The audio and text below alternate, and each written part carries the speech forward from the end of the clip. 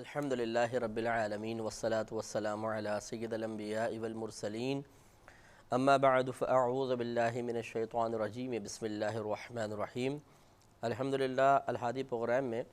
حضرت نوح علیہ السلام کے ذکر پر مشتمل آیات کی تفاسیر کا درس چل رہا ہے۔ جیسے کہ آپ کو معلوم ہے کہ حضرت نوح علیہ السلام نے تقریباً 950 سال اپنی قوم میں تبلیغ فرمائی۔ 40ویں سال میں اعلان نبوت کا حکم ہوا، 950 سال لگاتار تبلیغ فرماتے رہے، اور پھر اس کے بعد اللہ تبارک و تعالیٰ کے عذاب نے آپ کی نافرمان قوم کو اپنے لپیٹ میں لیا، اور تقریباً 6 ماہ تک نوح علیہ السلام کشتی میں سوار رہے، اور وہ طوفان نوح آتا رہا۔ اسی کا تذکرہ چل رہا تھا، اور ہم نے بتایا تھا کہ حضرت نوح علیہ السلام نے جب تبلیغ فرمائی تو آپ کی قوم نے چند آپ پر اعتراضات کیے۔ ایک تو یہ کہ آپ بشر ہیں، ہماری طرح بشر ہیں۔ غالباً ان کو توقع یا شیطانی ہی تھی، یہ کہہ لیں، شرارت کر رہے تھے کہ وہ چاہتے تھے کہ کوئی اور فرشتہ ہمارے پاس آئے، یا کوئی ایسی مخلوق آئے جو ہم میں سے نہ ہو۔ یہ کیسے ہو سکتا ہے کہ اللہ تبارک و تعالی ہم میں سے کسی شخص کو نبوت عطا فرما دے۔ دوسری بات انہوں نے یہ کہی کہ آپ کے پاس کوئی ایسا مال و متاع نہیں ہے، آپ کو ہم پر کسی بھی لحاظ سے فضیلت حاصل نہیں ہے۔ اور تیسرا یہ کہ آپ کی اتباع کرنے والے اکثر وہ لوگ ہیں، یعنی ان کی نگاہوں میں وہ لوگ ہیں کہ جو بڑے حقیر اور کمتر قسم کے ہیں۔ حضرت نوح علیہ السلام نے جواب میں یہی ارشاد فرمایا، جس کا خلاصہ یہ ہے کہ آپ نے ارشاد فرمایا کہ میں نے کبھی یہ دعویٰ نہیں کیا کہ میرے پاس اللہ تبارک و تعالیٰ کے خزانوں کی کنجیاں ہیں، اور نہ میں غیب جاننے کا دعویٰ کرتا ہوں، اور نہ میں یہ کہتا ہوں کہ میں کوئی فرشتہ ہوں۔ میں اللہ تبارک و تعالیٰ کا پیغام تمہارے پاس لایا ہوں، تمہیں اسے قبول کرنا ہوگا۔ ہاں یہ ضرور ہے کہ اللہ تبارک و تعالیٰ نے مجھے اپنے کرم اور رحمت سے نبوت سے سرفراز فرمایا ہے، اور اللہ تعالیٰ نے پھر ان لوگوں سے فرمایا کہ تم اس قابل نہیں ہو کہ نبوت تمہیں دی جاتی، ان کو نبوت عطا کی گئی ہے تو ان کی اطاعت کی جائے۔ تو اس کے جواب میں ان کا کہنا یہ تھا، یہ ہم آیات پڑھ چکے تھے، اس کی تفسیر باقی تھی۔ قالو، انہوں نے کہا، یا نوح، اے نوح، قد جادلتنا، بے شک آپ ہم سے بہت جھگڑ چکے، فاکثرت جدالنا، اور آپ نے اپنے جھگڑے کو بہت طول دے دیا ہے، بہت کثیر آپ نے ہم سے جھگڑا کر لیا۔ فأتنا بما تعدنا ان کنت من الصادقین، تو آپ اس کو لے آئیے جس کا آپ نے ہم سے وعدہ کیا تھا، اگر آپ سچوں میں سے ہیں۔ تو نوح علیہ السلام، بلکہ ہر نبی کا یہ طریقہ ہوتا ہے کہ وہ اپنی قوم کو اللہ تبارک و تعالیٰ کے عذاب سے ڈرا کر حق کی طرف مائل کرنے کی کوشش فرماتا ہے۔ تو اس قوم نے بھی جب نوح علیہ السلام کی جانب سے یہ سنا کہ اللہ تبارک و تعالیٰ کا عذاب اطاعت نہ کرنے کی صورت میں ان کی طرف متوجہ ہوگا، تو انہوں نے معاذ اللہ ثم معاذ اللہ ایک چیلنج دیا کہ ٹھیک ہے، ہم تیار ہیں، اگر آپ سچے ہیں تو اس عذاب کو لے کر آئیں۔ قال، حضرت نوح علیہ السلام نے ارشاد فرمایا کہ انما یأتیکم بہ اللہ، کہ محض اسے تو اللہ تبارک و تعالیٰ تمہارے پاس لائے گا، ان شاء، اگر وہ چاہے گا، وانتم بمعجزین، اور تم عاجز کرنے والے نہیں ہو۔ یعنی جب اللہ تبارک و تعالیٰ چاہے گا تو وہ عذاب تمہاری طرف ضرور متوجہ ہوگا۔ میرا کام تو پیغام دینا تھا، عذاب لانا نہیں ہے۔ جس کا پیغام ہے، جس نے تم تک اس خبر کو پہنچایا ہے، وہی رب کریم اگر چاہے گا تو تمہاری طرف عذاب کو متوجہ کرے گا، اور جب وہ عذاب تمہاری طرف متوجہ ہوگا تو پھر تم کسی کو تھکا نہیں سکو گے۔ ایسا نہیں ہے کہ تم اس عذاب کا مقابلہ کر کے معاذ اللہ ثم معاذ اللہ اللہ تبارک و تعالیٰ کو عاجز کر دو، بلکہ وہ عذاب تم پر مسلط ہوگا اور تم تباہ و برباد ہو جائیں گے۔ وَلَا يَنْفَعُكُمْ نُصْحِي إِنْ أَرَدْتُ أَنْ أَنْصَحَ لَكُمْ، اور تمہیں میری نصیحت نفع بخش نہ ہوگی اگر میں ارادہ کروں کہ تمہیں نصیحت کروں۔ ان انصح لکم ان کان اللہ یرید ان یغویکم، اگر اللہ تبارک و تعالیٰ تمہیں پسند فرما لے، ارادہ فرما لے کہ تم گمراہ ہو جاؤ۔ اس کی وضاحت میں کر چکا ہوں کہ نوح علیہ السلام کا یہ فرمانا دراصل اللہ تبارک و تعالیٰ کی طرف مکمل طور پہ کمال کی نسبت کرنا تھا، کہ میں اگر اپنے ارادے سے چاہوں کہ تمہیں نصیحت کر دوں تو یہ نہیں ہو سکتا کہ تم نصیحت یافتہ ہو جاؤ۔ ہاں، اگر اللہ تبارک و تعالیٰ چاہے تو ضرور ہو سکتا ہے، اور اگر اللہ تبارک و تعالیٰ کا ارادہ یہی ہو کہ وہ تمہیں نفس و شیطان کے لیے، نفس و شیطان کو تم پر بالکل آزاد چھوڑ دے اور اپنی تائید غیبی درمیان سے نکال دے تو پھر میری نصیحت یقیناً تمہارے لیے نافع نہیں ہوگی اور ضرور تم گمراہوں میں سے ہو جاؤ گے۔ اس کی وضاحت میں کر چکا ہوں کہ اللہ تبارک و تعالیٰ کسی کو معاذ اللہ کسی کے لیے گمراہی پسند نہیں فرماتا ہے۔ ہاں یہ ضرور ہے کہ جب ہدایت کے اسباب اس کی طرف مکمل طور پہ اور کافی حد تک متوجہ کر دیے جائیں اور انسان خود اپنی شامت اعمال کی بنا پر اور حماقت کی بنا پر ان ہدایت کے اسباب کو نظر انداز کرتا رہے تو پھر ایک وقت ایسا آتا ہے کہ اللہ تعالیٰ اپنی امداد کو اپنی تائید کو اس سے ہٹا لیتا ہے۔ اب نصیحت کرنے والے بھی پیچھے ہو جاتے ہیں اور اللہ تبارک و تعالیٰ کی عطا سے جو نفس و شیطان کا غلبہ رکا ہوا تھا وہ تائید پیچھے ہٹتی ہے، اللہ کی رحمت اس شخص سے ہٹ جاتی ہے تو پھر نفس و شیطان کا غلبہ بہت آسان ہو جاتا ہے اور وہ گمراہ ہو جاتا ہے۔ اسی کی طرف اشارہ کرنا مقصود ہے، وہ ربکم و الیہ ترجعون، وہ تمہارا رب ہے اور اسی کی طرف تم لوٹائے جاؤ گے۔ ام یقولون افترا، یا وہ کہتے ہیں کہ انہوں نے اپنی طرف سے اس کو بنا لیا۔ قل، اے نوح علیہ السلام آپ ارشاد فرمائیے کہ ان افتریتہ، اگر میں نے بالفرض اس کو اپنی طرف سے ان باتوں کو بنایا ہو، گھڑ لیا ہو، فعلی اجرامی، تو میرا گناہ مجھ پر ہوگا، وَأَنَا بَرِيءٌ مِّمَّا تُجْرِمُونَ، اور میں تمہارے گناہوں سے الگ ہوں۔ یہ وہ اسٹیج ہوتا ہے کہ جس میں جب سامنے والے کو ہر طرح کی ہدایت دی جائے، اسے ہر طرح پیار و محبت سے سمجھایا جائے، مختلف دلائل سے حق کو اس کے ذہن میں راسخ کرنے کی کوشش کی جائے، لیکن جواب میں وہ اسی طرح ہٹ دھرمی کا مظاہرہ کرتا رہے تو پھر یہی ہوتا ہے کہ وہ لوگ الزام لگاتے ہیں، الٹی سیدھی باتیں کرتے ہیں۔ تو نصیحت کرنے والا پھر یہی کہتا ہے کہ ٹھیک ہے بھائی، اگر میں غلط ہوں نا تو میرا وبال مجھ پر ہے اور میں تمہارے گناہوں کے اندر شریک نہیں ہوں، اب تم جانو تمہارا کام جانے۔ تو یہ ان کی ایک بہت ہی بڑی بدتمیزی تھی اور یہ اکثر وہ قومیں جنہوں نے انبیاء علیہم السلام کی نافرمانیاں کی ہیں اسی روش پر چلی ہیں کہ جب وہ ہدایت کو قبول نہیں کرتے یا اپنے لیے ہدایت کو بہت مشکل محسوس کرتے تھے تو وہ الٹا انبیاء علیہم السلام پر الزام تراشی کر دیا کرتے تھے۔ اور آج کے دور میں بھی ایسا ہی ہے، ہمیں بھی ان آیات پر غور و تفکر کرنا چاہیے، اور وہ بھائی بہن خصوصی طور پہ جو پچھلی قوموں کے اطاعت نہ کرنے پر تعجب کا اظہار کرتے ہیں کہ بڑی حیرت ہے، پتہ نہیں کیوں نہیں مانتے تھے نبیوں کا کہنا، تو ہمیں خود اس دور میں غور کر لینا چاہیے کہ ہم کون سا اللہ تبارک و تعالیٰ اور اس کے رسول کریم صلی اللہ علیہ وسلم کا مکمل طور پہ کہنا مان رہے ہیں۔ جس طرح ایک نبی کا کلمہ پڑھنے کے بعد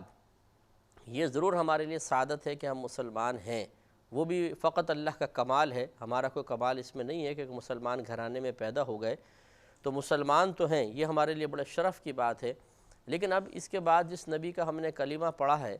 جب اس کی طرف سے احکام ہماری طرف متوجہ ہوتے ہیں، وہ ہمیں بعض کاموں سے رکنے کا حکم دیتے ہیں، تو ہمارے اندر پھر وہی جرثومے نظر آتے ہیں، جراثیم نظر آتے ہیں جو پچھلی قوموں کے نافرمان اور کفار لوگوں کے درمیان کے اندر موجود تھے، یعنی ہٹ دھرمی، نافرمانی، شرعی احکام پر عمل کو اپنے لیے بہت ہی مشکل بلکہ ناممکن تصور کرنا شروع کر دینا۔ تو اب ایسے لوگوں کو کوئی تعجب نہیں ہونا چاہیے کہ پچھلی قوموں نے نبیوں کی اطاعت کیوں نہیں کی تھی، اس لیے کہ جن وجوہات کی بنا پر ہم اطاعت نہیں کر رہے ایسی ہی وجوہات ان کے ساتھ بھی تھیں۔ تو اس لیے پچھلی قوموں کو فقط برا بھلا کہنا اور اپنے آپ کو فراموش کر دینا یہ قطعاً غیر مناسب ہے۔ یہ نہیں ہے کہ ہم پچھلی قوموں کو اچھا کہیں، انہیں برا ہی کہا جائے گا، لیکن ان کے واقعات پر غور و تفکر کر کے اپنا عملی محاسبہ کرنا اور اپنے بارے میں غور و تفکر کرنا کہ ہم کتنی اطاعت کر رہے ہیں، یہ بہت ہی ضروری ہے تاکہ اپنا محاسبہ کرنے کے بعد ہم ہدایت کو کما حق حاصل کریں اور اس غلط طریقوں کو، ان غلط راستوں کو چھوڑ دیں جن کی آخری منزل جہنم ہے۔ تو اس لیے پچھلی قوموں نے بھی انبیاء علیہم السلام کی نصیحتوں کو رد کر دیا، آج ہم بھی ایسا ہی کر رہے ہیں۔ وہ عذاب میں مبتلا ہوئے، یہ ہمارے نبی کریم صلی اللہ علیہ وسلم کا کرم ہے کہ اجتماعی طور پہ عذاب نازل نہیں ہوتا ہے، لیکن ہمیں سوچنا چاہیے کہ ہم غلط کر رہے ہیں، ایسا نہیں ہونا چاہیے۔ پھر اسی طریقے سے وہ بھائی بہن بھی غور کریں کہ جب کوئی خاندان میں کوئی ان کو نصیحت کرتا ہے، دوستوں کے درمیان نصیحت کرتا ہے، یا کہ کوئی اور گیدرنگ ہوتی ہے جس میں نصیحت کی جاتی ہے، اور وہ گناہوں بھری زندگی کو، خراب قسم کے معاملات کو ہی اپنے لیے پسند کر چکے ہوتے ہیں اور اس کے مطابق زندگی گزارنے میں ہی وہ بڑے خوش ہوتے ہیں، تو ان کو کوفت ہونا شروع ہو جاتی ہے، اور پھر وہ انہی نافرمان قوموں کی مثل ہدایت دینے والے پر الٹا الزام لگا دیتے ہیں، اور کوئی ایسی بات کہتے ہیں، کچھ ایسا اس کا ویک پوائنٹ تلاش کرتے ہیں کہ جس کو ذکر کرنے کے بعد اس کی زبان بند ہو جائے اور وہ اس نصیحت کے قبول کرنے بلکہ سننے سے ہی آزاد ہو جائے۔ یہ بھی ایک بڑا غلط معاملہ ہے۔ اگر ہم ہدایت قبول نہیں کرنا چاہتے تو کم از کم ایسا ماحول تو کریٹ نہ کریں، ایک ایسا مطلب کوئی ایسی محفل کے اندر بات نہ کہیں کہ نصیحت کرنے والا بیچارہ شرمندہ ہو کر خاموش ہو جائے، اور ہمارے اوپر تو ہدایت کے دروازے پہلے ہی بند تھے، دوسروں پر بھی ہدایت کے دروازے بند ہو جائیں۔ اس طریقے سے نہ صرف ہم ایک بڑی فضیلت سے محروم رہیں گے، بلکہ یہ ہو سکتا ہے کہ ہمارے لیے کوئی گناہ جاریہ ہو جائے، کیونکہ اگر ہم کسی پر ہدایت کے دروازے بند کریں گے، کسی کی نصیحت کو ان تک پہنچنے سے روک دیں گے، اور اب وہ جو گناہ کریں گے اگر وجہ یہی ہوگی کہ اس نصیحت کے قبول نہ کرنے کی بنا پر یا نہ سننے کی بنا پر ایسا ہوا، تو یقینی سی بات ہے کہ ہم بھی برابر کے جرم میں شریک ٹھہرائیں گے، اور اللہ تبارک و تعالی ہو سکتا ہے ہمیں بہت سی برکات سے محروم کر دے۔ اس لیے یہ تمام چیزیں سوچنے سمجھنے والی ہوتی ہیں۔ ہم بعض اوقات ایک قدم اٹھا لیتے ہیں کسی بھی معاملے میں، گفتگو کے سلسلے میں، کوئی نافرمانی کرنے کے سلسلے میں، اور ہمیں اس فعل کی، اس عمل کی، اس قول کی قباحت کا احساس بھی نہیں ہوتا، لیکن اللہ تعالیٰ کی بارگاہ میں وہ سخت معیوب اور سخت گرفت کا سبب بن جاتا ہے، اور پھر دنیا میں پتہ چل جاتا ہے یا پھر مرنے کے بعد اس کا احساس ہوتا ہے، لیکن پھر توبہ کی توفیق حاصل نہیں ہو پاتی۔ وَأُوحِيَ إِلَى نُوحٍ، اور وحی کی گئی نوح علیہ السلام کی طرف، أَنَّهُ لَن يُؤْمِنَ مِنْ قَوْمِكَ، کہ بے شک شان یہ ہے کہ ہرگز نہیں ایمان لائیں گے آپ کی قوم میں سے، إِلَّا مَنْ قَدْ آمَنَ، مگر وہی لوگ جو ایمان لا چکے، یعنی جتنے ایمان لا چکے ہیں اس کے بعد اب مزید کوئی ایمان نہیں لائیں گے۔ فَلَا تَبْتَئِسْ بِمَا كَانُوا يَفْعَلُونَ، تو آپ جو کچھ یہ کر رہے ہیں اس پر غمگین نہ ہوں۔ وَاصْنَعِ الْفُلْكَ بِأَعْيُنِنَا وَوَحْيِنَا وَلَا تُخَاطِبْنِ فِي الَّذِينَ ظَلَمُوا، اور آپ کشتی بنائیں ہماری بِأَعْيُنِنَا، ہماری آنکھوں کے سامنے، یعنی آنکھوں کے سامنے سے مراد اللہ تبارک و تعالیٰ تو آنکھوں سے پاک و صاف ہے، مراد یہ ہے کہ ہماری نگرانی میں ہم آپ کو ملاحظہ فرما رہے ہیں، آپ ایک کشتی تیار کریں۔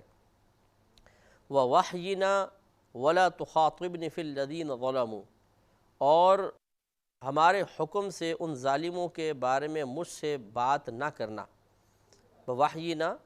اور یعنی ہماری وحی کے ذریعے، ہمارے حکم سے، ہماری نگرانی میں آپ ایک کشتی تیار کریں، اور جو آپ کی ظالم قوم ہے اس کے بارے میں آپ ہرگز سفارش نہ کیجیے گا۔ انہم مغرقون، بے شک وہ غرق کیے جائیں گے۔ تو یاد رکھیں کہ جب اللہ تبارک و تعالیٰ کسی کے حق میں فیصلہ ہو جائے،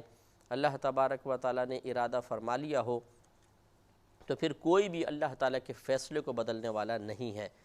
چاہے وہ انبیاء علیہم السلام ہی کیوں نہ ہوں۔ اگرچہ انبیاء علیہم السلام ارادہ فرماتے ہیں کہ قوموں کے لیے دعا کریں، اور جو ان کے خصوصاً اہل خانہ ہیں ان کے لیے دعا کی کوشش ثابت ہے، اور جیسے اب آگے اس میں بھی آئے گا کہ نوح علیہ السلام اپنے اہل خانہ کے لیے دعا فرمائیں گے، لیکن اس میں دو چیزیں ہوتی ہیں۔ ایک تو یہ کہ بعض اوقات اللہ تبارک و تعالیٰ انہیں اس قسم کی دعا سے پہلے ہی روک دیتا ہے، منع فرما دیتا ہے، اور یا پھر اگر وہ دعا کر بھی دیتے ہیں تو چونکہ ان کو ابھی اس چیز کا علم نہیں دیا گیا ہوتا کہ کون شخص گمراہ ہے کون نہیں، کیونکہ بعض اوقات لوگ منافقت اختیار کرتے ہیں، ظاہر میں کچھ ہوتے ہیں، باطن میں کچھ ہوتے ہیں، اور یہ اللہ تبارک و تعالیٰ کی مرضی ہوتی ہے کہ وہ نبیوں کو کسی پوشیدہ چیز کا علم عطا فرما دے اور چاہے تو عطا نہ فرمائے۔ تو بعض اوقات یوں ہوتا ہے کہ نبیوں کے سامنے جو لوگ ہوتے ہیں وہ منافقانہ لباس پہنے ہوئے ہوتے ہیں، اور وہ ان کے ظاہر پر اعتماد کر کے ان کے لیے دعا فرماتے ہیں، لیکن پھر اللہ تبارک و تعالیٰ کی طرف سے اس دعا سے روک دیا جاتا ہے۔ تو یہ کوئی عیب دار چیز نہیں ہے کہ نبی کو پتہ نہ چلا کہ سامنے کوئی منافق ہے، کیونکہ ہمارا دعویٰ یہی ہے، ہم یہی عقیدہ رکھتے ہیں کہ اللہ تبارک و تعالیٰ کے عطا سے انبیاء علیہم السلام پوشیدہ امور کو جانتے ہیں۔ اگر اللہ تعالیٰ کسی پوشیدہ امر پر کسی نبی کو اطلاع نہ دے تو اس میں نہ نبی کے لیے کوئی نقص کا پہلو ہے اور نہ کوئی عقیدے کے خلاف بات ہے، بلکہ یہ عقیدے کے عین موافق ہے۔ اور ایسے ہی ابھی آپ دیکھیں گے کہ جب نوح علیہ السلام اپنے گھر والوں کے لیے دعا فرمائیں گے تو اللہ تبارک و تعالیٰ آپ کو اس سے روکے گا۔ یہاں پر بھی اللہ تعالیٰ نے یہ فرمایا کہ فیصلہ ہو چکا ہے، آپ اپنی قوم کے لیے ہم سے مخاطب ہی نہ ہوئیے گا۔ وَيَصْنَعُ الْفُلْكَ، اور نوح علیہ السلام نے کشتی بنانا شروع فرما دی۔ وَكُلَّمَا مَرَّ عَلَيْهِ مَلَأٌ مِّن قَوْمِهِ، اور جب بھی آپ پر آپ کی قوم کے سرداروں میں سے گزرتا تو سخروا منہ، تو وہ آپ پر ہنستے تھے۔ یہ میں نے آپ کو بتایا تھا پچھلے پروگرام میں بھی، تھوڑا سا میں نے پیچھے سے زیادہ اس لیے لیا کہ ایک دفعہ پھر ریپیٹ ہو جائے۔ تو یہ لوگ جب آپ کے پاس سے گزرتے تھے تو نوح علیہ السلام نے کشتی، بہت زبردست کشتی بنائی، بہت بڑی کشتی بنائی تھی، تو یہ ہنستے تھے کیونکہ وہاں پہ پانی وغیرہ دور دور تک نہیں تھا۔ یہ کہتے تھے آپ کسی لیے کشتی بنا رہے ہیں، پہلے تو آپ نبی تھے اور اب آپ بڑھئی بن گئے ہیں، بڑی حیرت انگیز بات ہے۔ تو وہ ہنسی مذاق ٹھٹا کیا کرتے تھے، لیکن ان کو یہ نہیں پتہ تھا کہ بعض اوقات ایسا ہی ہوتا ہے کہ ایک کسی کے اوپر ہنسنے والا خود اپنے انجام سے بے خبر ہوتا ہے اور اسے پتہ نہیں ہوتا کہ اب میں ابھی تو کسی پر ہنس رہا ہوں، کل مجھے کتنا رونا پڑے گا۔ تو اس لیے بہت زیادہ ہنسنے والے، دوسروں کا مذاق اڑانے والے بھی درس حاصل کریں کہ بعض اوقات اللہ تبارک و تعالیٰ کا ان کے خلاف ایسا فیصلہ ہو چکا ہوتا ہے کہ اب جو فیصلہ ان کو برسوں رلائے گا، لیکن وہ اپنے انجام سے بے خبر دوسروں کے اوپر ہنس رہے ہوتے ہیں، ان کی دل آزاریاں کر رہے ہوتے ہیں، ان کا مذاق اڑا رہے ہوتے ہیں، اور اللہ تبارک و تعالیٰ کو یہ بات سخت ناپسند ہے۔ اس لیے جب ہم کسی پر ہنس رہے ہوں تو تھوڑا سا یہ سوچ لیں کہ ایسا نہ ہو کہ کل اللہ تبارک و تعالیٰ ناراض ہو کر مجھے بھی اس طرح مذاق کا نشانہ بنا دے کہ سارے لوگ مجھ پر ہنس رہے ہوں اور میری دل آزاریاں ہو رہی ہوں۔ اس لیے کسی کے بھی مذاق نہیں اڑانا چاہیے۔ تو یہ لوگ مذاق اڑاتے تھے، تو قال حضرت نوح علیہ السلام نے فرمایا کہ ان تسخروا منا، اگر تم ہم سے مذاق کرتے ہو، فإنا نسخر منکم، تو بے شک ہم بھی تم سے مذاق کریں گے، کما تسخرون، جیسا کہ تم ہمارے ساتھ مذاق کرتے ہو۔ یعنی مراد یہ ہے کہ آج تم ہم پر ہنستے ہو، عنقریب ایسا وقت آئے گا کہ ہم تم پر ہنسیں گے جیسے تم آج ہم پر ہنس رہے ہو، اس وقت کا انتظار کرو۔ اب یقینی سی بات ہے کہ دیکھیں ایک اللہ کے نبی ہیں،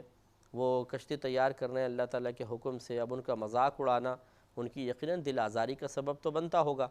لیکن آپ نے سکون کے ساتھ ان کو یہ فرمایا اللہ کے وعدے پر اعتماد کرتے ہوئے کہ آج تم ہنس لو، کل ہم تم پر ہنسیں گے۔ تو اس لیے یہ چیز واقعی بہت توجہ طلب ہے کہ اللہ تبارک و تعالیٰ ایک وقت آتا ہے کہ جو ہم پر کبھی ہنس رہے ہوتے ہیں ان پر دوسروں کو ہنسا دیتا ہے۔ عربی مقولہ ہے من ضحک ضحک، جو ہنستا ہے اس کے اوپر کسی کو ہنسایا جاتا ہے۔ اس لیے کوشش یہی کرنی چاہیے کہ خصوصاً نیک لوگوں کا مذاق نہ اڑائیں، پرہیزگار کا مذاق نہ اڑائیں، کہ ہو سکتا ہے کہ اللہ تعالیٰ کل اللہ تبارک و تعالیٰ ہمیں بھی کہ اس طرح مذاق کا نشانہ بنوا دے اور پھر ہم شرمندہ ہوتے رہیں۔ اللہ تعالیٰ عمل کی توفیق عطا فرمائے، آمین۔